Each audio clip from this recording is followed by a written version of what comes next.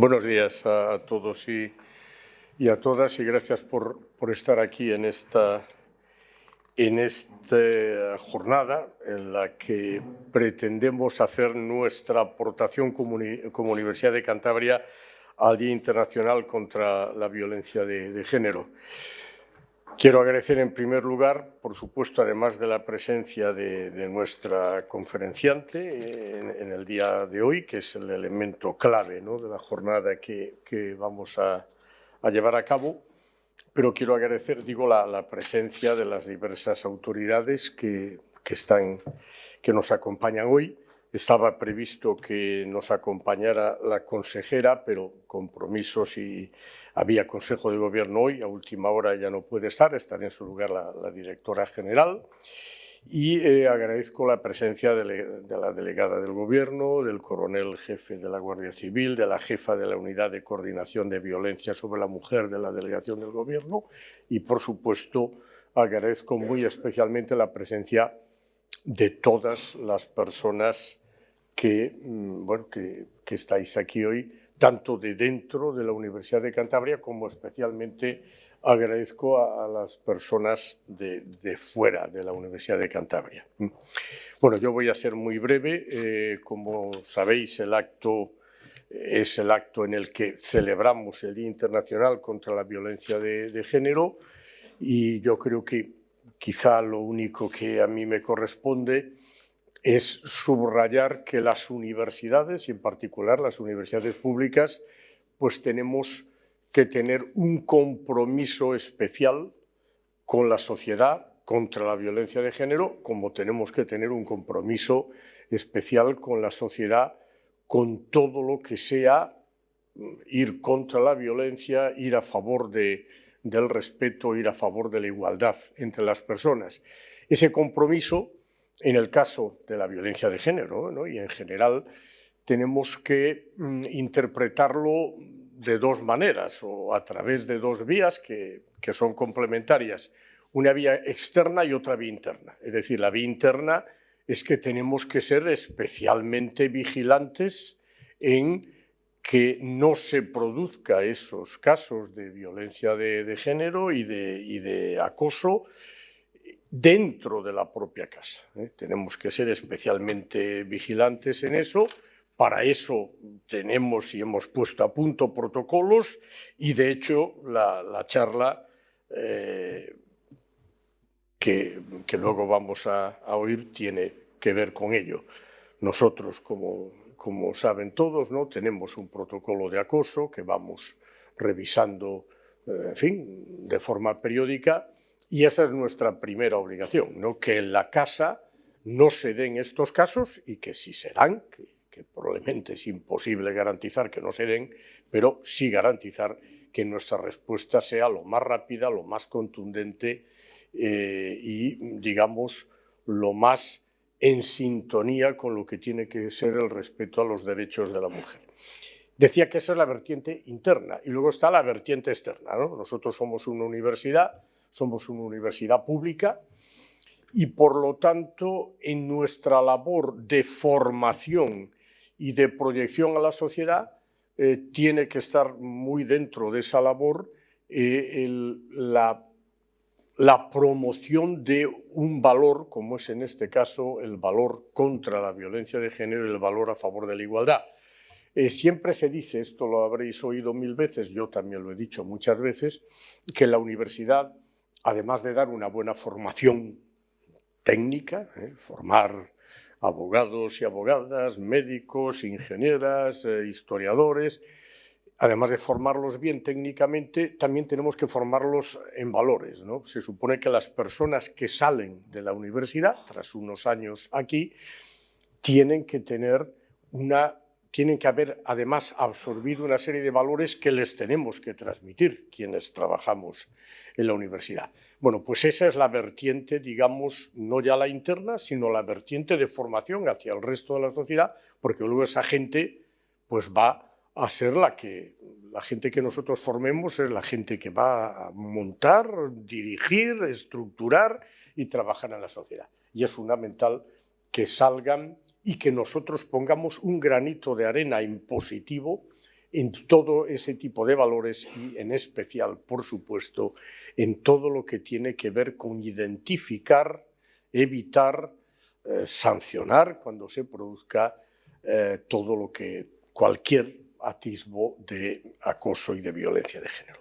Esa es la función de las universidades y esta jornada yo creo que toca las dos vertientes, toca la vertiente externa, ¿no? Estamos haciendo una jornada para reflexionar sobre este tema, abierta a la sociedad, pero quizá también toca la vertiente interna porque vamos a hablar de protocolos y de mecanismos internos, ¿no? de corrección de los casos que pueda haber dentro de la propia casa.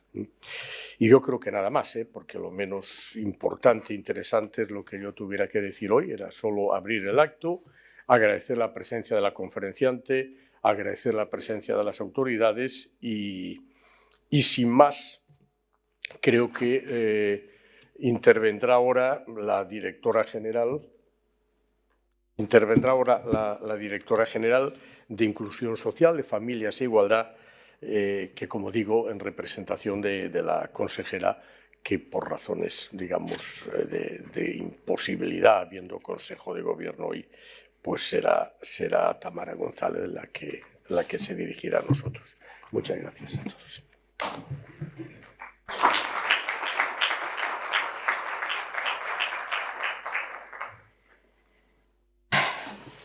Muy buenos días a todas las personas que hoy nos acompañan en este acto. En primer lugar, quiero disculpar a la señora consejera, doña Begoña Gómez del Río, porque no ha podido asistir finalmente porque no ha concluido el Consejo de Gobierno.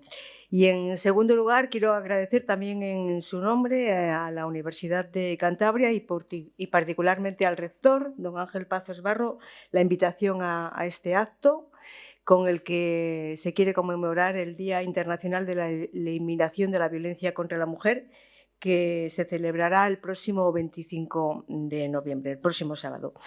Hace un año que se anunciaba por parte de la Universidad de Cantabria la elaboración de un nuevo protocolo de prevención y actuación ante cualquier forma de acoso y en especial contra el acoso sexual por razón de sexo y otras formas de acoso discriminatorio.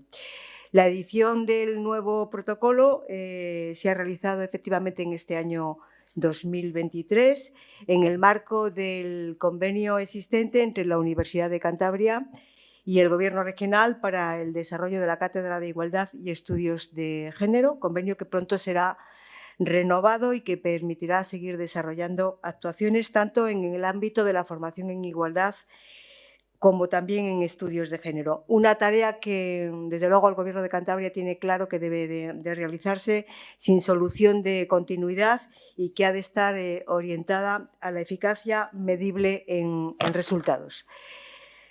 Es una suerte, y lo digo en nombre de la consejera y del Gobierno, poder trabajar con la Universidad de Cantabria por su compromiso con los valores de la igualdad y también por su intervención activa dentro de un marco general que incluye programaciones anuales de cursos de formación en materia de igualdad entre hombres y mujeres y también estudios de género, que son impulsados por el Vicerrectorado de Cultura, Proyección Social y Relaciones Institucionales de la Universidad, como también por la Cátedra de Igualdad y Estudios de Género también de la Universidad. Conjunto de actuaciones que se complementan con otras acciones de sensibilización y difusión del conocimiento realizadas por el Aula de Extensión Universitaria Isabel Torres de Estudios de Género de las Mujeres. Tenemos que tener en cuenta que la universidad es un elemento clave para la formación de futuros titulados que ejercerán una profesión determinada o se dedicarán a la investigación, pero que también la universidad debe de servir para aprender un conjunto de saberes éticos y de formación ciudadana, entre los que debe ocupar un lugar destacado la formación en igualdad. Porque esta formación aporta muchas claves para detectar situaciones discriminatorias en distintos ámbitos y ayuda también a sensibilizar sobre la ausencia de igualdad efectiva de oportunidades entre mujeres y hombres. Porque aunque se ha conseguido mucho, todos sabemos que aún queda un camino largo por recorrer. Es importante, por tanto, luchar contra la violencia de género en la universidad. Hay razones suficientes para estar convencidos de que involucrar a los jóvenes en la lucha contra la violencia de género es fundamental para combatirla y conseguir erradicarla. Y, sin duda alguna, evitar y prevenir cualquier forma de acoso que pueda acontecer en el entorno universitario supone un claro compromiso por parte de la Universidad de Cantabria y particularmente por parte de quien tienen la responsabilidad de dirigirla, pero también requiere el compromiso por parte de toda la comunidad universitaria para hacer entender que mujeres y hombres tienen los mismos derechos y libertades, para construir una cultura del respeto y de prevención e intervención frente a las variadas formas de acoso que puedan suceder y siempre con el propósito de mejorar los procesos de prevención, identificación y atención entre las diversas formas de acoso que se puedan detectar: acoso moral, mobbing, acoso sexual por razón de sexo o por orientación o identidad sexual. Parece oportuno que a pocos días de la celebración del Día Internacional para la Eliminación de la Violencia contra las Mujeres se haya propuesto a María Concepción Torres para impartir una ponencia sobre un asunto tan importante como es el acoso sexual y otras formas de acoso en el entorno universitario. Este es un tema de calado porque es el reflejo no solo de la desigualdad estructural existente en el sistema sexo-género, sino además porque es sinónimo de una clara vulneración de los derechos de las personas y específicamente de las mujeres por su mayor incidencia en estas. Para concluir, quiero reiterar mi gratitud, la gratitud del Gobierno de Cantabria a la Universidad de Cantabria por la invitación a participar en este acto. Creo que hoy tendremos la oportunidad de aprender con Concepción Torres sobre un asunto que cada día se hace más visible gracias precisamente a iniciativas como las que hoy nos ha reunido en esta sala, demostrando una vez más el compromiso y esfuerzo de la universidad por la eliminación de toda forma de desigualdad y para dar cumplimiento a las normativas que buscan la igualdad real entre mujeres y hombres. Nada más y muchas gracias.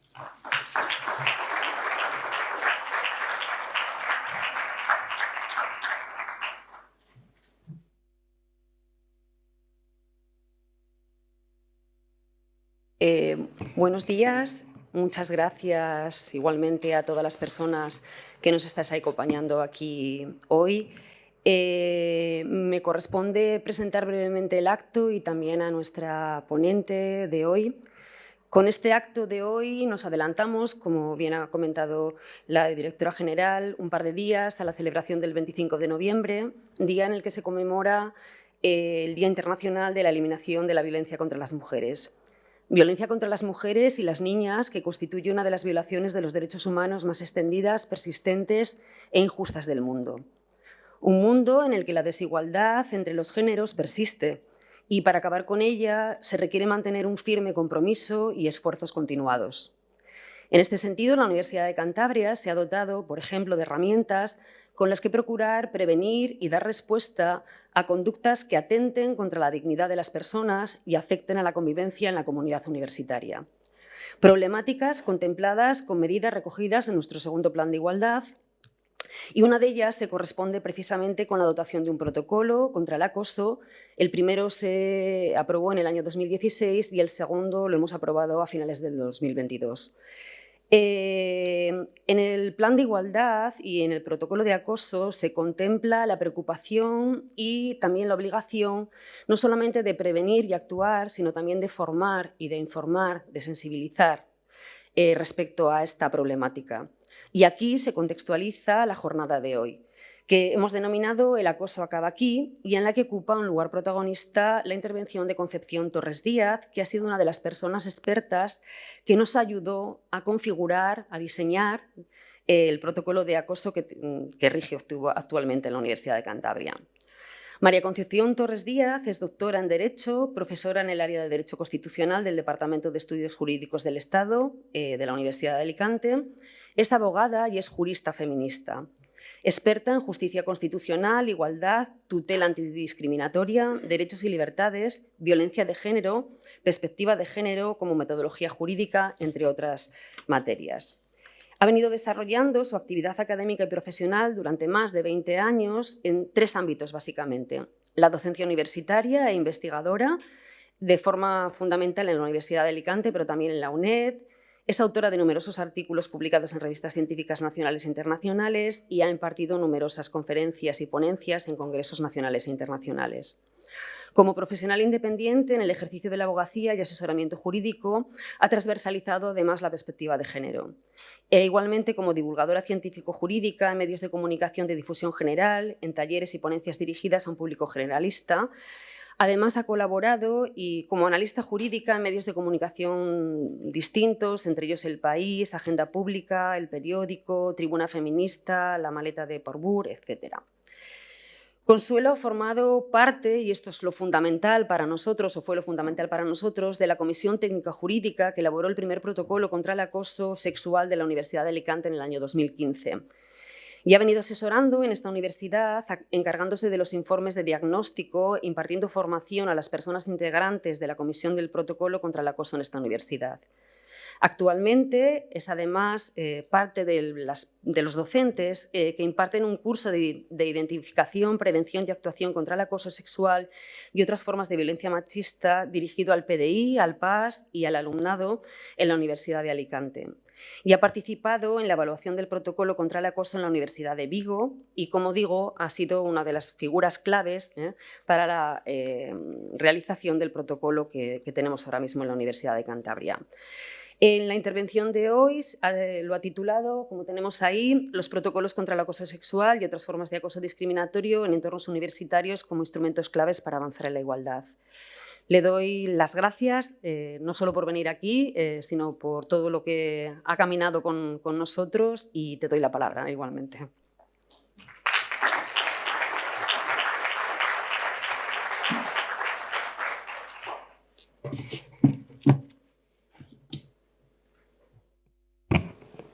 Bueno, buenos días a todas y a todos. Antes de nada, pues quería agradecer la invitación para estar aquí, para compartir esta mañana con todas y con todos. Efectivamente, bueno, pues he trabajado con la Unidad de Igualdad aquí en la Universidad de Cantabria para la elaboración, para poner en marcha este protocolo contra el acoso en esta universidad.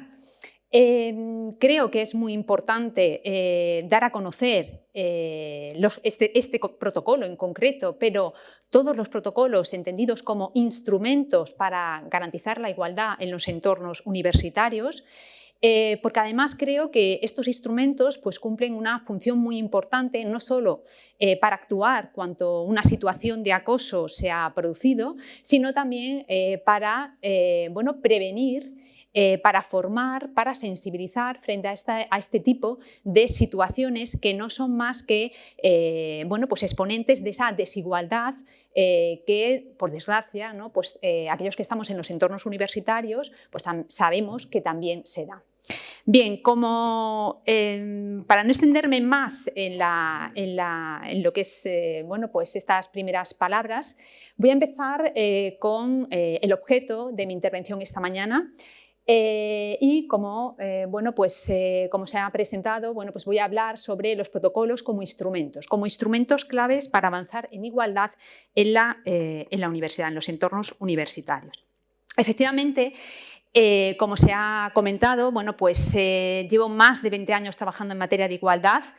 Empecé como abogada ejerciente, trabajando sobre todo en temas de violencia contra las mujeres cuando todavía ni tan siquiera estaba la Ley de Integral del año 2004, y eso me hizo plantearme muchas cosas cuando tenías que asesorar y no tenías una norma específica que abordara este tipo de situaciones de violencia en ese ámbito concreto, pues en el ámbito relacional de la pareja o expareja. Pero sobre todo lo que más me incentivó a investigar sobre la materia, ya no solamente desde el punto de vista de la praxis jurídica, que también, sino sobre todo desde el punto de vista normativo, es decir, cuál era el estado estoy pensando en el año 2003, y 2004, ¿cuál era el ámbito normativo en donde se podían abordar, desde donde se podían abordar estas situaciones concretas de violencia, de clara manifestación de desigualdad? Bueno, lo que me hizo investigar sobre la materia, ya no solamente desde el punto de vista, como decía anteriormente, desde la praxis jurídica del foro y las dificultades que nos encontrábamos en ese caso, en esa casuística concreta, sino también desde el punto de vista de la academia.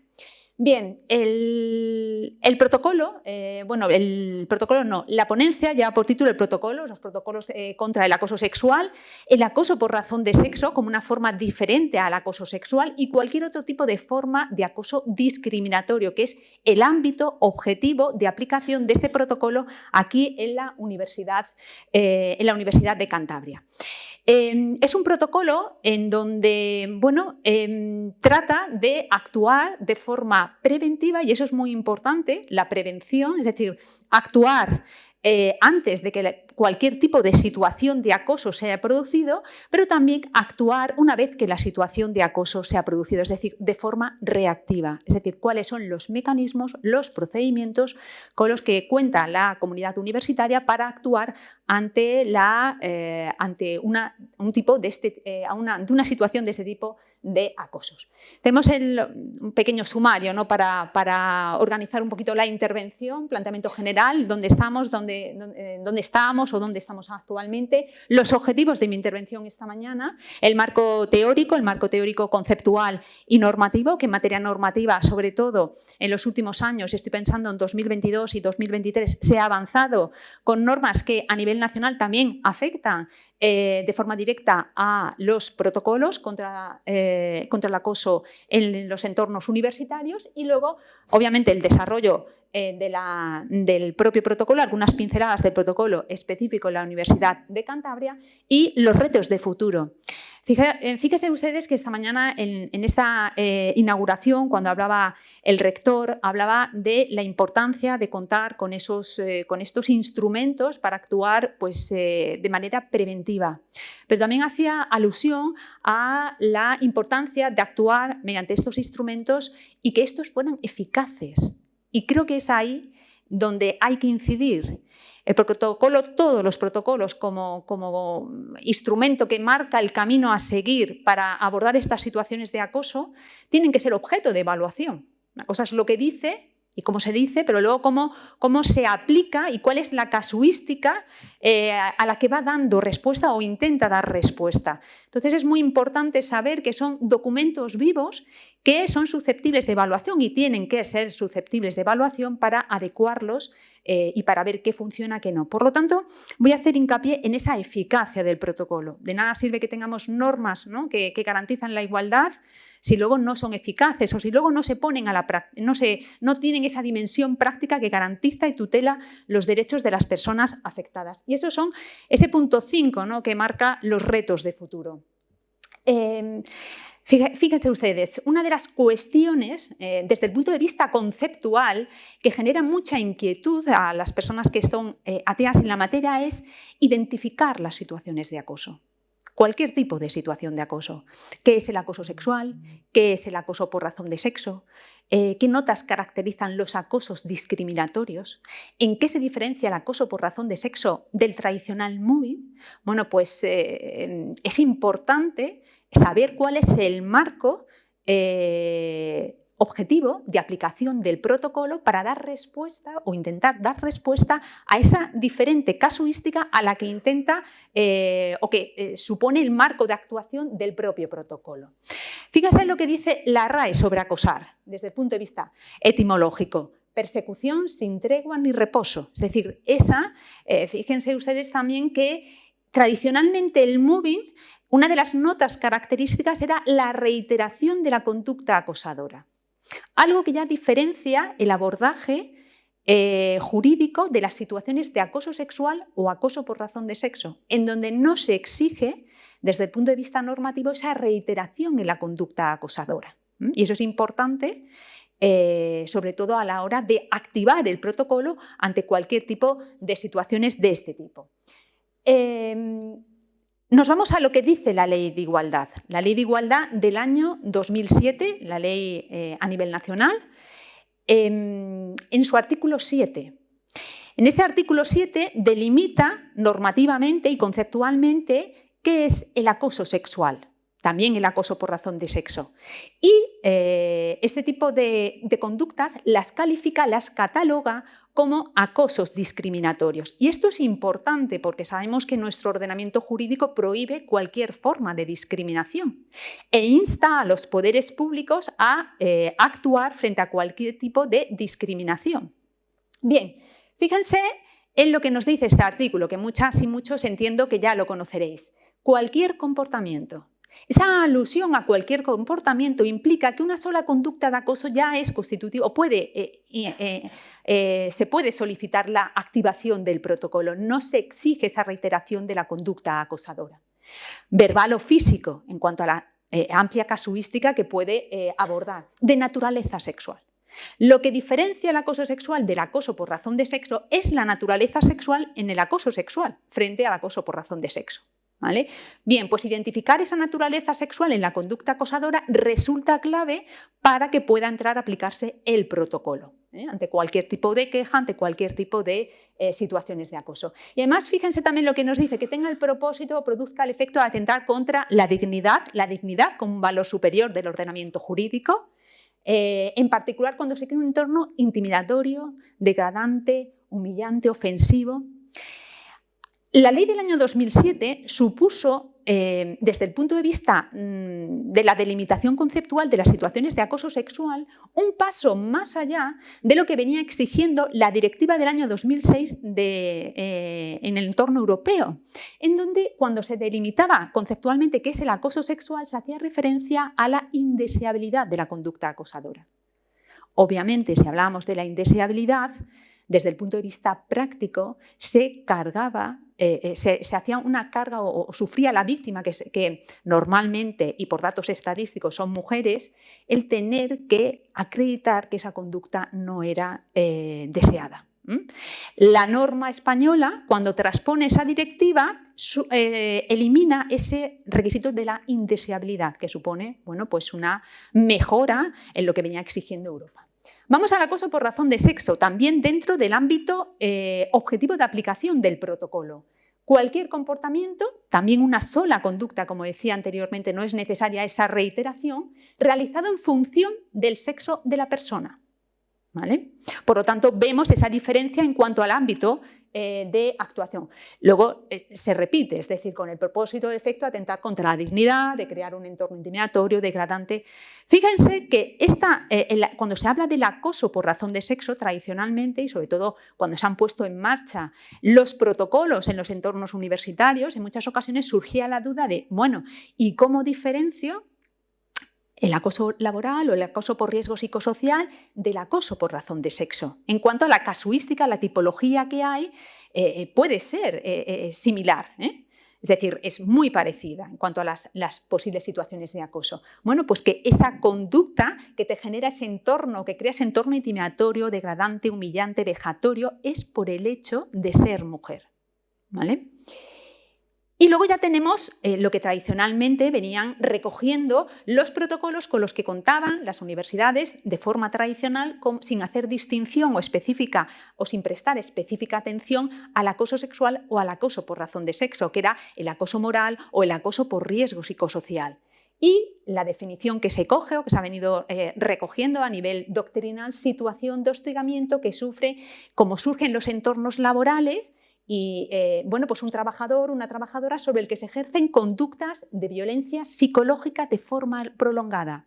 Esa alusión a forma prolongada quiere decir que exige esa reiteración en la conducta acosadora. Normalmente, sobre todo, ya no cuando se actúa a nivel interno de la universidad, de la propia institución o de las administraciones públicas, sino cuando se judicializa el tema, es cuando bueno, pues se exige acreditar esa reiteración en la conducta acosadora. Y luego los efectos que producen causan enfermedades psicosomáticas, estados de ansiedad. Tradicionalmente, antes de que las universidades contaran con protocolos, yo he trabajado en varios protocolos en universidades, en concreto en la Universidad de Alicante, el protocolo que tenía, el primer protocolo contra el acoso sexual, el acoso por razón de sexo y por orientación sexual, data del 2015, lo ha sido objeto de actualizaciones. La última del año pasado, no, este mismo año en 2023 se ha modificado alguna parte del protocolo, pero lo que contaban las universidades en ese momento eran acosos por riesgo psicosocial, y no hacía esa distinción, aunque dentro de la casuística también podían abordar el acoso sexual o el acoso por razón de sexo, pero no de forma específica y monográfica. Fijaos cuál es la situación actual. Ahora hay una mayor concienciación con respecto a saber identificar situaciones de acoso. Y en todos creo que está pues lo que ocurrió, ¿no? este agosto cuando se ganó el Mundial de Fútbol por parte del equipo de mujeres, y lo que ocurrió en ese acto de entrega y en ese reconocimiento a nivel internacional de hacerle, reconocer ese trabajo y el ser campeonas a las jugadoras. Y ese hashtag que surgió pues, a raíz de ese beso no consentido. Fijaros ese beso que muchas al principio con esa euforia, ¿no? Se trataba de minimizar dentro de ese contexto de euforia, de alegría por haber conseguido ese hito, pero a poco que se indagara y a poco que empezáramos a reflexionar críticamente veíamos que era una conducta inapropiada, pero además una conducta que es una forma que evidencia esa asimetría de poder en el ámbito del sistema sexo-género y que no cabía ningún tipo de justificación, porque incluso estamos hablando de que sí que hay una naturaleza sexual en la conducta acosadora. Si nos vamos a esa definición con la que comenzaba anteriormente, es decir, hay que intentar identificar esa naturaleza sexual en la conducta acosadora en cuanto estamos hablando de un beso no consentido. Bien. ¿Cuáles son los objetivos que me había marcado, ¿no? en esta intervención esta mañana con todas y con todos? Bueno, pues por un lado, delimitar conceptualmente qué es el acoso sexual, qué es el acoso por razón de sexo, cuáles son las notas características que diferencian ese tipo de acosos enmarcados dentro de los acosos discriminatorios frente a otro tipo de situaciones, analizar los elementos que los identifican, que ya he apuntado algunos al aludir a esa definición de lo que dice la norma, en concreto la Ley Orgánica del año 2007, y las dificultades para su identificación. Porque, como decía, si importante es tener un protocolo, lo más importante es que ese protocolo se active y sea eficaz, que garantice y que tutele esa igualdad en los entornos universitarios. Y para ello es clave o resulta clave identificar esas conductas acosadoras, pero prestar especial atención a aquellas dificultades que se pueden encontrar en el análisis de casos concretos para identificar una determinada conducta como una conducta acosadora. Breve referencia a la evolución sobre su abordaje, las consideraciones sobre el abordaje desde este punto de vista, desde un punto de vista, un plano más jurídico, y la importancia de los protocolos, como decía anteriormente, como instrumentos para avanzar en igualdad, y esos retos de futuros. Fíjense, no me voy a detener, si hacemos una revisión de dónde estamos actualmente desde el punto de vista normativo, pero de dónde veníamos. En toda la normativa que a nivel internacional se ha venido desarrollando y cómo se ha ido avanzando al hilo de ese desarrollo y cuál es la situación actual, porque eso obviamente afecta a los protocolos específicos en los entornos universitarios, pero sí a algunas pinceladas con respecto a esa evolución. El convenio de la OIT de 1958, fijaos, recogía el acoso sexual. El acoso sexual como una forma de discriminación para las mujeres trabajadoras, y identificaba un sujeto, ¿no? Que tradicionalmente y que por los datos estadísticos es así, que afecta de forma muy mayoritaria a las mujeres. En los entornos de trabajo, fijaos, si avanzamos un poquito y nos vamos a la definición de violencia contra las mujeres del año 1993, de la Declaración sobre esa eliminación de la violencia, en los artículos 1 y 2 nos delimita qué es violencia contra las mujeres, y en esa delimitación normativa se incluyen las situaciones de acoso sexual. Vamos avanzando y hasta el año 2011, en el Convenio Internacional Regional y en concreto en el ámbito internacional regional y en el contexto del Convenio de Estambul, ahí sí que se define dentro del concepto más amplio de violencia de género, de violencia contra las mujeres, el acoso sexual. El acoso sexual como una forma de violencia contra las mujeres. Luego ya tenemos determinadas recomendaciones, sobre todo para que las instituciones, para que las empresas empresas cuenten con protocolos específicos para que garanticen una situación o entornos igualitarios en el ámbito laboral. Y os citaba anteriormente en la directiva del año 2006, que es la que transpone nuestra Ley Orgánica de Igualdad del año 2007, pero de forma mejorada. Es decir, elimina dentro de esa delimitación normativa la palabra de la indeseabilidad, el que sea la conducta no deseada. Bien. En los entornos ya específicamente universitarios no es solamente la actual ley del año 2003, la LOSU, sino que ya en el año 2001 y en el año 2007 se alude a que la universidad como institución y sobre todo las universidades públicas tienen un compromiso con la sociedad para garantizar la igualdad y para erradicar cualquier forma de discriminación y cualquier forma de violencia contra las mujeres. Por lo tanto, bueno, pues también forma parte de ese sustento normativo para los protocolos. La Ley del Estatuto Básico del Empleado Público del año 2007 también aborda específicamente las situaciones de acoso y además las califica como situaciones de discriminación y como formas de discriminación hay una obligación de actuar para erradicar. El Convenio Técnico sobre la Inspección de Trabajo, desde el punto de vista del enfoque de los riesgos psicosociales, también en el ámbito de la normativa en materia laboral, siempre enfocado como un riesgo psicosocial más. Y ya nos vamos a las últimas normas aprobadas 2022-2023 que afectan o inciden de forma directa o indirecta en los protocolos. Y cito esa ley del sistema universitario del año 2023, muy reciente. También la ley de convivencia universitaria, porque en algunos protocolos en los que yo había participado o había evaluado, y estoy pensando en 2016, 2017, había alguna propuesta de dejar fuera al alumnado y que solamente afectara o fuera el ámbito subjetivo de aplicación, fuera solamente el PAS o el PDI, pero se dejaba fuera al alumnado cuando es una pieza clave en los entornos universitarios. Por lo tanto, la importancia, ¿no?, del contenido de esa ley de convivencia universitaria que, como digo, también es muy reciente. La Ley Orgánica 10/2022, ¿no?, que desafortunadamente la conocemos como, como esa ley que ha tenido esos efectos no deseados, ¿no?, pero que, sin embargo, sí que conceptualiza el acoso sexual y el acoso por razón de sexo como una forma de violencia sexual. Por lo tanto, también es importante desde el punto de vista de la delimitación normativa. La ley también del año 2022, Ley 15/2022 de igualdad de trato, más general, en donde amplía el concepto de discriminación, en donde se habla de discriminación múltiple, se habla de discriminación interseccional, es decir, bueno, pues amplía todo a nivel normativo y a nivel conceptual, casuística que puede afectar, y de hecho afecta desde el punto de vista de saber la tutela antidiscriminatoria a los protocolos. Y luego ya pues la Ley 4/2023 de la igualdad real y efectiva de las personas trans y para la garantía de los derechos de las personas LGTBI, que también alude a una forma de discriminación específica que sufren estas personas, y la Ley reguladora de la protección de las personas que informen sobre infracciones normativas. Fijaos, esta ley, que no es específicamente para los protocolos, pero también le afecta de forma colateral en la medida en que pues existe una obligación por parte de las administraciones públicas y los entornos universitarios de actuar cuando se conoce cualquier tipo de situación de esta naturaleza y los miedos o las reticencias que ciertas personas que conocen una situación de acoso puedan tener en cuanto a posibles represalias de si ponen en conocimiento de las autoridades pertinentes algún tipo de situación de acoso.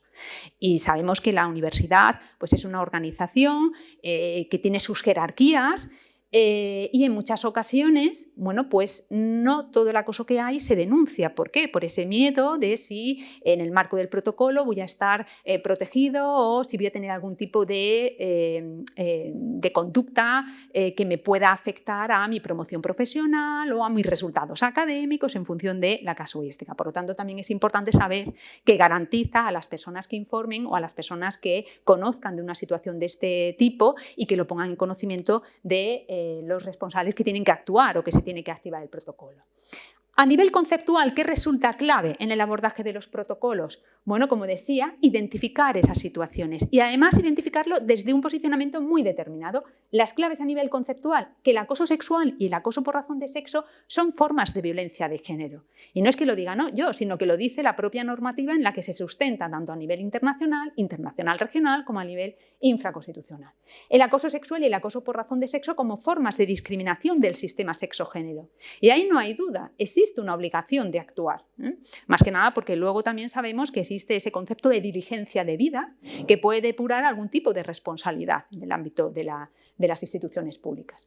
El acoso sexual y el acoso por razón de sexo como una vulneración de los derechos humanos, porque, ojo, estamos hablando de conductas que afectan al desarrollo profesional, al desarrollo académico de las personas que están por lo tanto afecta de forma muy directa o vulnera o puede socavar determinados derechos que tienen una tutela reforzada a nivel constitucional cuando hablamos de derechos fundamentales. Vida, integridad física, integridad moral, intimidad, salud, porque tiene también sus efectos en el ámbito de la salud. También, bueno, pues ya lo decía anteriormente, como conductas discriminatorias desde el marco de las tutelas específicas de garantía de cualquier tipo de conducta discriminatoria. ¿Cuáles son las premisas para el abordaje en el marco de los protocolos y en los protocolos actuales? Por un lado, el abordaje desde las políticas de igualdad. De hecho, este protocolo, el protocolo de la Universidad de Cantabria, está engarzado dentro de esas políticas, dentro de ese plan de igualdad. El abordaje desde la responsabilidad social de la academia, desde la responsabilidad social en la transmisión de esos valores igualitarios, en el progreso social, y luego el abordaje desde esa diligencia de vida en cuanto a actuar tanto de forma preventiva para evitar esas situaciones de acoso como de forma reactiva. Bien, de nuevo, como digo, cuando pensamos en el acoso sexual, en el acoso por razón de sexo, en el acoso por orientación sexual, en cualquier tipo de acoso discriminatorio, las dudas están en identificar y en catalogar esos elementos claves de cualquier conducta, porque la casuística es amplia y es muy diversa, tanto desde el punto de vista de los sujetos que se pueden ver afectados como de la conducta en sí. Bien, importante, como decía anteriormente, a la hora de identificar una situación de acoso sexual sería incidir en o intentar identificar esa naturaleza sexual de la conducta acosadora. Y desde el punto de vista de las situaciones que se dan, normalmente se han venido distinguiendo dos grandes tipos de acoso sexual, es decir, donde lo que prevalece es esa naturaleza sexual de la conducta acosadora. El acoso sexual de intercambio o chantaje sexual, es decir, si no haces esto o no accedes a esto, no vas a conseguir pues, esta promoción, un aprobado, etc. O el acoso sexual ambiental.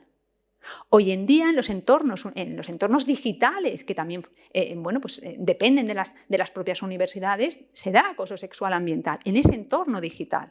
Es decir, cuando hablamos del ámbito físico de actuación del protocolo, no hay que pensar solamente en los espacios físicos, sino también en esos espacios digitales, sobre todo que dependen de la institución, en este caso de la universidad.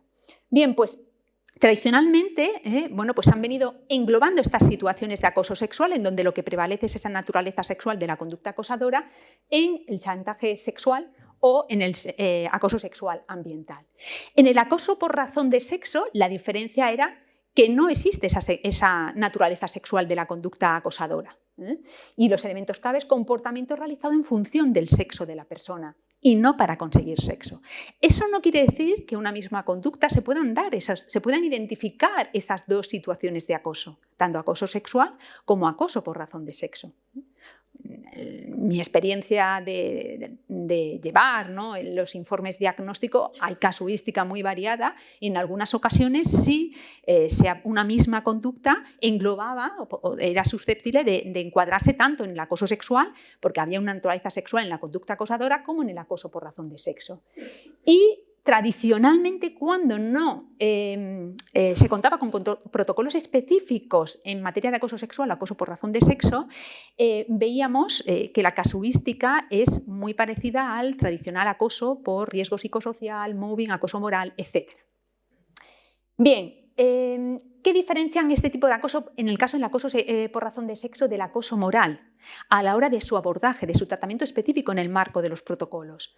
Acto discriminatorio del sistema sexo-género, porque el acoso por razón de sexo normalmente el sujeto pasivo es una mujer, y los datos estadísticos así lo vienen diciendo.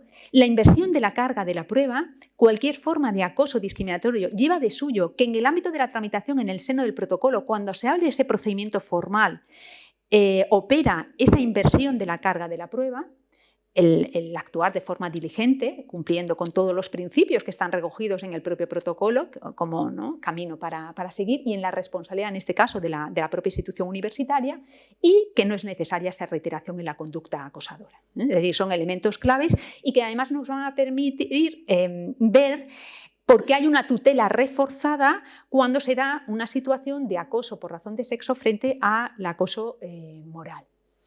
¿Semejanzas entre ambos tipos de situaciones de acoso? Pues que ambas afectan a la dignidad. El acoso por riesgo psicosocial afecta a la dignidad de las personas, tiene efectos luego en la salud, afecta y vulnera determinados derechos que comentábamos anteriormente y que crean ese entorno intimidatorio, degradante, humillante, etc. Importante en este caso, con respecto a ese acoso sexual, y vuelvo a incidir, esa naturaleza sexual de la conducta acosadora y el sujeto activo. Vamos a ver cuál es el sujeto activo, porque en el marco de estos protocolos, y además de esta jornada en concreto, enmarcada en el día 25 de noviembre, pero también hay que pensar que situaciones de acoso sexual también pueden ser sujetos pasivos los varones. Si nos vamos al dato estadístico, vemos que mayoritariamente son mujeres, pero también es posible que haya situaciones en donde el sujeto pasivo sea un varón. Importante que tener en cuenta los datos estadísticos, sobre todo cuando intentamos identificar esas situaciones de asimetría de poder del sistema sexo-género, y luego esa prevalencia que se suele dar en cuanto a las relaciones jerárquicas cuando estamos ante una situación de acoso sexual frente a una situación de acoso por razón de sexo, en donde lo que prevalece es las relaciones de género, es decir, por el hecho de ser mujer, pues no te doy, o infravaloro tu trabajo, algún comentario determinado sobre la actividad que estás desarrollando, que te puede minusvalorar, etc. No sé si conocéis esta película, Confirmation, en donde bueno, pues es de los años 90 y recoge una de las primeras situaciones de acoso sexual que llegaron a los tribunales en Estados Unidos y que calificó estas situaciones de acoso como acoso discriminatorio. Y bueno, resulta ilustrativa desde el punto de vista de concienciar y sensibilidad frente a este tipo de situaciones de acoso. Se dio en una universidad, en una facultad de Derecho, una universidad americana en los años 90, en donde, bueno, pues Anita Hill, que era abogada y era profesora de universidad en la Facultad de Derecho, pues denunció a su superior jerárquico dentro del departamento, pero además estaba postulado para ser juez del Tribunal Supremo americano. Y tuvo muchas dudas, y se reflejan esas dudas de denunciar por si se la va a creer, por si gente de su entorno va a corroborar su versión de los hechos o la van a dejar sola y no va a tener otros elementos periféricos que puedan corroborar su versión sobre los mismos. Bueno, pues al final no le dieron la razón. Es decir, refleja, ¿no?, todo el calvario que tuvo que sufrir para que al final pues, no pudiera acreditar esa situación de acoso que había sufrido. Además estaba frente a una persona con cierto poder, ya no solamente la asimetría de poder del sistema sexo-género, él varón y ella mujer, además otros elementos interseccionales o factores de discriminación como el ser una mujer negra, el ser una mujer también con determinadas cargas familiares, es decir, elementos que, bueno, pues venían a coadyuvar esa situación de inferioridad que se encontraba, y luego también pues, estar jerárquicamente posicionada en la universidad en una situación inferior. Pero resulta muy interesante, sobre todo a nivel de sensibilización, de concienciación, el visionarla. ¿Qué nos dice la ONU? ¿Y qué nos ha dicho también la Organización Internacional del Trabajo? Fijaos, cuando empezaban a hablar de acoso sexual, la enfocaban desde el punto de vista del riesgo psicosocial. Por lo tanto, las definían como un problema de salud pública. Y, posteriormente, avanzando en la normativa, como una forma de discriminación basada en el sexo. Y lo dice así porque nos vamos a los datos estadísticos. La mayoría de personas que sufren estas situaciones de acoso son las mujeres. Obviamente, desde este marco de la ONU y de la Organización Internacional del Trabajo, se insta a los Estados a actuar, es decir, a que cuenten y desarrollen con mecanismos específicos, adapten la normativa para dar soluciones a este tipo de situaciones. Voy a pasar esta. Bien. Por lo tanto, desde el punto de vista de los elementos estructurales que se contienen en los protocolos, y en el caso del protocolo de la Universidad de Alicante es así, ámbito subjetivo de aplicación, los sujetos que pueden verse afectados, las conductas de naturaleza sexual y luego la tipología que pueden tener, porque con independencia de que a nivel disciplinario este tipo de conductas están sancionadas como faltas muy graves, sí que es cierto que encontramos situaciones o conductas, la casuística es muy amplia, pero que podrían catalogarse como leves, como graves o como muy graves. No desde el punto de vista de la sanción, sino desde el punto de vista de la tipología de la conducta en sí, de los hechos. Y luego, muy importante, hablaba de esa redacción mejorada de la ley del año 2007 en cuanto a eliminar ese requisito de la indeseabilidad. Pero también es importante tener en cuenta y ver, sobre todo cuando se pone en marcha el protocolo, cuando se abre para un procedimiento concreto, para una queja que se ha presentado, la percepción de la persona acosada. Y también la percepción de su entorno. Porque en muchas ocasiones, cuando se cita a determinadas personas en el marco de elaboración de ese informe diagnóstico de la situación, cuando se presenta una queja para ver y se entrevista con la persona que ha presentado la queja, luego se tiene la entrevista con la persona frente a la que se le ha presentado la queja y su entorno, se advierte que hay distintas percepciones. Hay personas que no consideran una determinada conducta, un acercamiento excesivo, un determinado comentario, como, bueno, pues no le restan importancia o naturalizan un determinado comportamiento. Y eso es importante, sobre todo, tenerlo en cuenta para tener unos marcos objetivos de actuación. Tipologías, como os decía, no me voy a detener aquí porque en el protocolo tenéis un ejemplo en la parte final, un anexo en cuanto a distinta tipología, pero con independencia de que la sanción siempre es por una falta muy grave, a nivel disciplinario, sí que es cierto que hay determinadas conductas que podrían encuadrarse como leves, como chistes de contenido sexual sobre la mujer, piropos, comentarios, pedir reiteradamente citas, acercamientos excesivos, hacer gestos, miradas, etc. Esto es pues un elenco que está recogido no normativamente, porque la norma no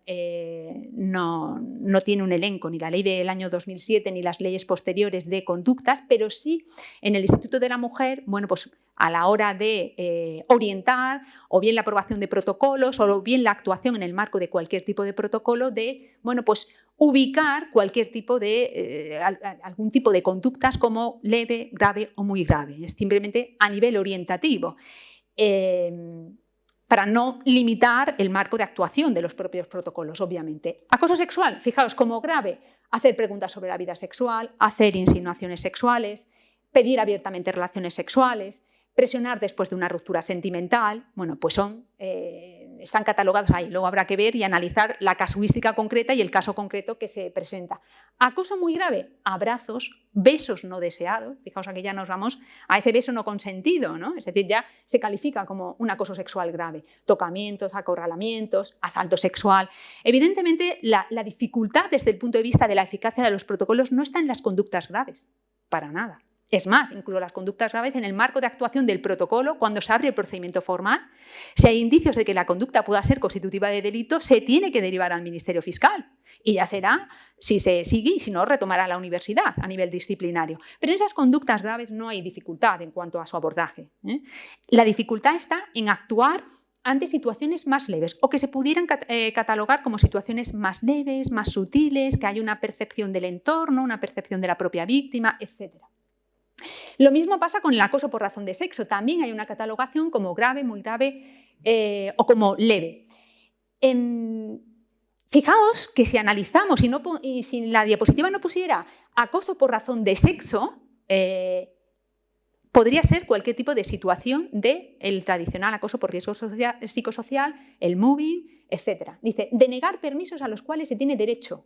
Ejecutar conductas, bueno, en este caso, ejecutar conductas discriminatorias por el hecho de ser mujer.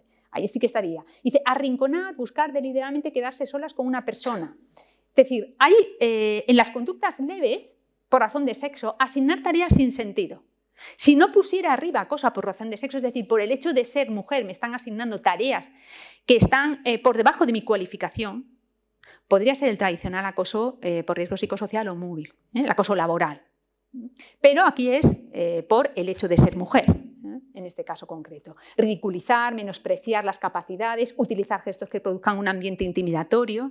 Es decir, hay una prevalencia de la asimetría jerárquica pues, en el ámbito de la organización, en el ámbito de la institución, etc. Pasamos a esta parte que simplemente a título de ejemplo, de la casuística que puede abordar el protocolo. El acoso por razón de sexo en el ámbito laboral responde a comportamientos que tienen en común producirse en el marco de una relación desigual de poder, donde había esa prevalencia de la relación jerárquica o laboral.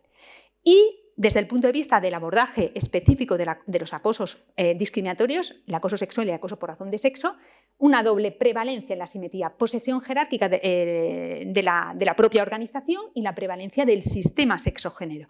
De hecho, en la casuística que se analiza luego en el marco de los informes diagnósticos, se observa que hay una prevalencia del sistema sexo-género en algunas de las conductas por las que se abre el protocolo. 3 ideas clave en el acoso por razón de sexo: comportamientos relacionados con el sexo de las personas y mayoritariamente de las mujeres, comportamiento no deseado o no consentido y que busca atentar contra esa intimidad. Fijaos, hablo del sexo de las personas. ¿Por qué? Porque en muchas ocasiones hay casuística del acoso por razón de sexo en donde en un ambiente muy feminizado la persona que sufre esa situación de acoso es varón. ¿Vale? Bueno, pues también se puede dar. Y también en situaciones de acoso por identidad sexual o por orientación sexual.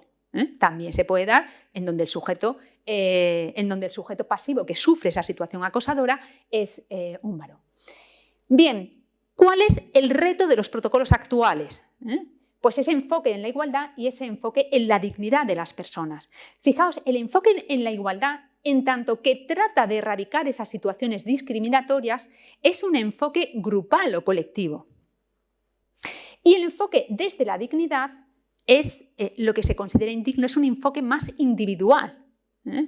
Tradicionalmente, como comentaba anteriormente, la mayoría de los protocolos por riesgo psicosocial se basaban en ese enfoque individual de la dignidad de la persona. Y ahora lo bueno de los protocolos actuales, de los protocolos contra cualquier forma de acoso discriminatorio, es que aúna esos dos enfoques, porque también permite exigir esa responsabilidad por parte de las instituciones públicas y en este caso las universidades. Y es lo que se pone aquí en el tema de contar con esos protocolos mixtos que no solamente se basan única y exclusivamente en el abordaje del acoso sexual, el acoso por razón de sexo o cualquier otra forma de acoso discriminatorio, sino que también engloban el acoso moral o el acoso por riesgo psicosocial. Y eso determina cuáles son los bienes jurídicos a proteger en el marco del protocolo. La igualdad y la no discriminación, enfoque de la igualdad; honor, intimidad y propia imagen, enfoque desde la dignidad de las personas; integridad física y moral; salud, seguridad laboral; dignidad, libre desarrollo de la personalidad. Todo eso está recogido en esos principios de actuación del protocolo. ¿Cuál es la problemática desde el punto de vista conceptual y desde esa dimensión más práctica del protocolo? Porque, como digo, si importante es tener un protocolo, lo más importante es que ese protocolo sea eficaz y dé respuestas. Pues erradicar esa percepción social todavía imperante, y lo hemos visto con el caso, ¿no?, de ese beso no consentido al hilo del Mundial, erradicar, ¿no?, esa naturalización, esa normalización, esa minimización de determinados comportamientos que cuanto menos son inapropiados, pero además pueden ser pues, conductas que están tipificadas a nivel laboral, a nivel en el ámbito penal, etc. Importante cuando se abre un protocolo y ver cuál es el ámbito de actuación y cuál es la casuística que se presenta, los sujetos implicados, si hay una prevalencia del sistema sexo-género, si hay una prevalencia de la jerarquía, pues en el caso de la universidad laboral o educativa, o en la naturaleza sexual de la conducta acosadora, la conducta condicionada por el sexo de la persona, es decir, esa denuncia que se pone que la persona que está sufriendo esa situación de acoso, que en muchas ocasiones incluso no sabe si está exagerando, no tiene claro si dar el paso o no de ponerlo por las consecuencias que le pueda acarrear, bueno, pues intentar ubicar esa casuística concreta dentro del ámbito de actuación del protocolo, a nivel subjetivo, a nivel objetivo, a nivel temporal, a nivel de dónde se ha dado esa situación. La percepción de la persona acosada y su entorno y la percepción de la persona acosadora y su entorno. También es importante tanto los entornos. Os hablaba de la indeseabilidad, ¿no? Y cómo nuestro ordenamiento jurídico recoge esa mejora al quitarlo desde el punto de vista normativo en la propia dicción literal de ese artículo 7. Pero la ofensividad es otro de los aspectos que se han venido recogiendo sobre todo en los pronunciamientos judiciales. Desde esa dimensión objetiva, atendiendo a lo que socialmente y con criterios de razonabilidad se atiende que es ofensivo o atentatorio contra la dignidad de las personas, y desde el punto de vista, desde esa dimensión subjetiva de lo que pueda ser, y ahí hay una percepción más individual, ofensivo o no para una determinada persona. De ahí la importancia, y vuelvo a hacer hincapié en que el protocolo no solamente es eficaz a nivel reactivo, es decir, de dar respuesta a situaciones que ya se han dado de acoso, sino a nivel preventivo, para sensibilizar y para concienciar. ¿Dónde venimos? Fijaos, cuando empieza a hablarse de acoso sexual como una forma de discriminación del sistema sexogénero, es en las universidades americanas en los años 70. Y posteriormente llega a los tribunales, y no sé si habéis visto el caso de En Tierra de Hombres, la película En Tierra de Hombres, de las mineras de Minnesota, que ejemplifica claramente las situaciones de acoso sexual que sufrían, pues en este caso eran mujeres mineras, en un ambiente muy masculinizado, y cómo la organización no daba, la empresa no daba respuesta a la situación, la normalizaba, la naturalizaba, incluso cuando llegan a los tribunales se quedan solas, no hay nadie que corrobore la versión de lo que estaban sufriendo, la ridiculizan por haber denunciado esa situación y en cierta forma evidencia una cuestión que afecta a estas situaciones de acoso desde el punto de vista de la praxis, y es que en muchas ocasiones solamente se tiene la versión de la persona que presenta esa queja, porque las situaciones de acoso sexual, acoso por razón de sexo, sobre todo en esas situaciones más sutiles, más difíciles no en las graves, pues o no se tiene, o se producen, se dan cuando no hay testigos, cuando está solamente la víctima con el agresor o el acosador, y entonces, bueno, pues no cuenta la víctima con elementos periféricos que puedan corroborar su versión sobre los hechos. Entonces, bueno, pues ejemplifica cuál es esa situación en esa película en concreto. Y fijaos, una de las primeras definiciones a nivel doctrinal y a nivel teórico es la de Catherine McKinnon, una jurista americana que decía que la imposición, lo definía en las situaciones de acoso sexual como la imposición indeseada de la solicitación sexual en un contexto de una relación de poder desigual. De nuevo, esa alusión a esa asimetría de poder del sistema sexogénero. Luego hay, a poco que indaguéis si tenéis interés sobre la materia, en cómo ha venido evolucionando la percepción de las situaciones de acoso sexual dentro de esa asimetría de poder sociosexual del sistema sexogénero, y también, sobre todo, desde el punto de vista de su abordaje en el marco de un protocolo como situaciones de discriminación. Tenemos a Linda Nicholson, que también en los años 80 en Estados Unidos venía a intentar dar una definición de por qué estas situaciones de acoso difiere de cualquier otro tipo de situación de acoso en donde no se produzca o que no se cataloguen como acoso discriminatorio. Y sobre todo hacían hincapié en que tenían que abordarse fuera de esa neutralidad sexual con la que tradicionalmente las normas venían abordando este tipo de situaciones. Podríamos quedarnos ahí en los años 70. Simplemente, si pensamos, a poco que pensemos en cómo tradicionalmente el tratamiento mediático, el tratamiento, no actualmente, pero sí hasta hace unos años, o desde el punto de vista histórico, cómo se venían abordando estas situaciones, hay un libro que no sé si lo conocéis, que es La dignidad quebrada, de la profesora Begoña Pernas, que documenta bueno, pues las situaciones de acoso y documenta situaciones de acoso que sufrían mujeres y niñas que iban a trabajar pues, como limpiadoras, etcétera, en determinadas casas, y cómo se naturalizaba esas situaciones de acoso que venían sufriendo. Y luego la película de las sufragistas, la situación de acoso en las fábricas que sufrían las mujeres y que muchas veces tenían que acceder a esas solicitaciones sexuales no deseadas para mantenerse en su puesto de trabajo. Fíjense ustedes, una de las cuestiones en las que hablaba de miedo a denunciar cuando no se cuenta con otros elementos de prueba más que la versión de la víctima. Además, el miedo a denunciar cuando no sabes si lo que has sufrido es una situación de acoso o quizás estés exagerando la situación, que eso también lo tienen muchas víctimas. Pero también la dependencia, cuando estamos en el entorno laboral, económica para vivir, que a muchas mujeres les frena a la hora de poner en conocimiento de las autoridades que tienen que erradicar estas situaciones de acoso para que el sistema, ¿no? Para que el sistema les garantice y les tutele sus derechos. En muchas ocasiones hay factores que forman parte del entorno de la víctima que dificultan que salgan a la luz todas las situaciones de acoso. Fijaos, ¿cuándo aparece el acoso sexual como un problema? Y lo hemos visto ahora como ese efecto, de hecho, unas estadísticas que se publicaban hace una semana por parte del Ministerio decían que como el caso de Jennifer Hermoso había hecho que las consultas por posibles situaciones de acoso en entornos laborales se hubieran incrementado. Es decir, tuvo ese factor, ¿no?, de concienciar, de sensibilizar, ya no de forma directa, individual, sino incluso si mi amiga o si esta persona que yo conozco está sufriendo ese tipo de situación, por lo menos consultar. Eso pasa, ¿no?, con cualquier caso que tiene ese carácter mediático, como en este caso concreto. ¿Cuándo aparece el acoso sexual como un problema social y que además hay que abordar?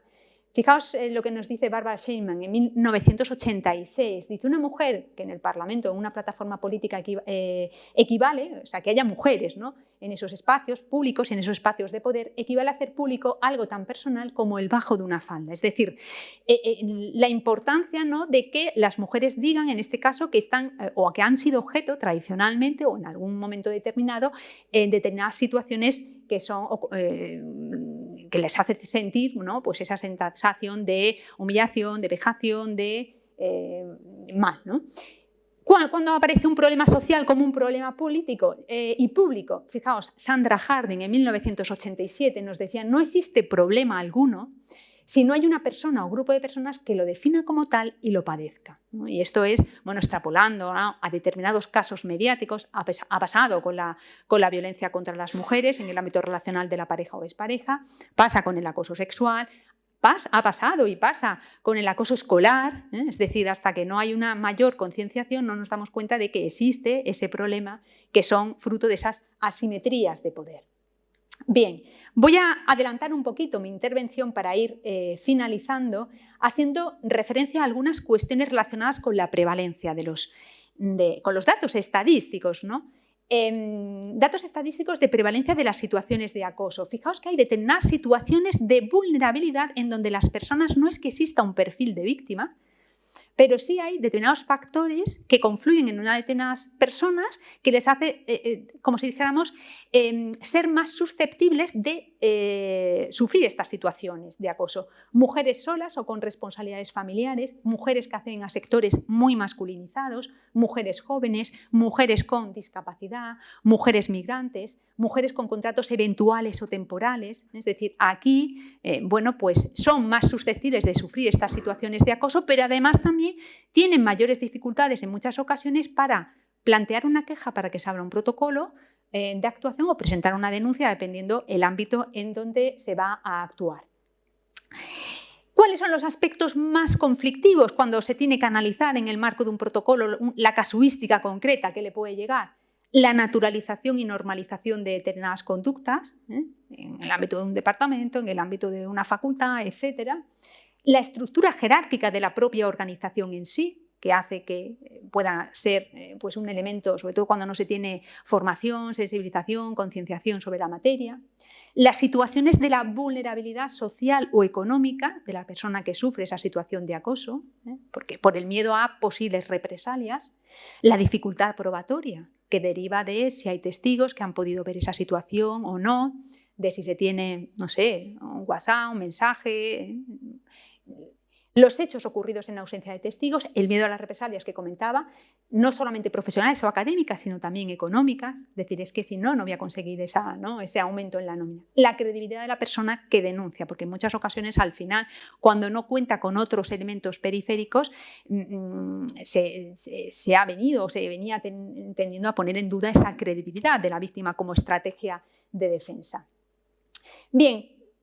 ¿En qué momento entran a formar parte de los protocolos? Como os decía, la importancia y el valor añadido de los protocolos es saber que existe un camino y unas pautas de actuación en el marco de la universidad. Y en el marco de la universidad, para actuar de forma preventiva, ¿cómo? Pues a través de jornadas de sensibilización, de concienciación, de formación para todo el colectivo de la universidad. La universidad, en el caso concreto, ¿no?, de la universidad a la que vengo, la Universidad de Alicante, tenemos plan formativo para el PDI, para el PAS, para el alumnado, para que sepan detectar esas situaciones, para que sepan cómo canalizar en el caso de que conozcan una situación de este tipo, a dónde acudir, etc. Y luego los procedimientos insertos dentro del propio protocolo cuando se presenta una queja. ¿Quién puede presentar una queja? Bien, dentro del protocolo hay una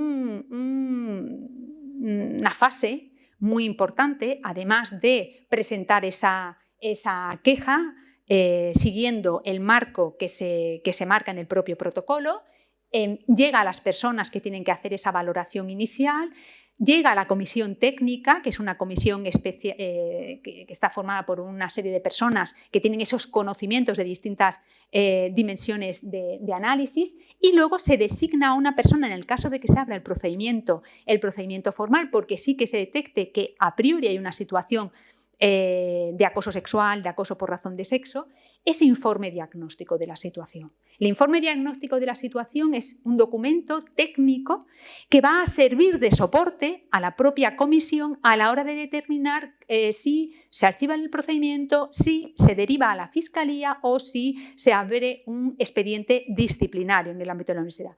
Y es un informe que elaboran las personas que tienen formación en situaciones de acoso, que recoge, ¿no?, una especie de investigación interna, ¿no?, y la entrevista con la persona que presenta la queja, la entrevista a la persona que se presenta la queja, los elementos de prueba que le hayan presentado, su valoración, etcétera, para calificar inicialmente una conducta o catalogar una conducta como acoso sexual, como acoso por razón de sexo o como una conducta dentro del marco de actuación del propio protocolo, y toda la casuística. Fijaos cómo se define, ¿no?,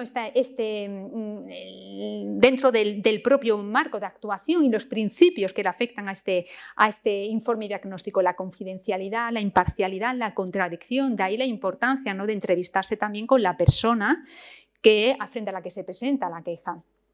Y que va a servir de base para la propuesta que hace la persona que elabora ese informe diagnóstico de que se archive el procedimiento, se derive a fiscalía o se abra un expediente disciplinario.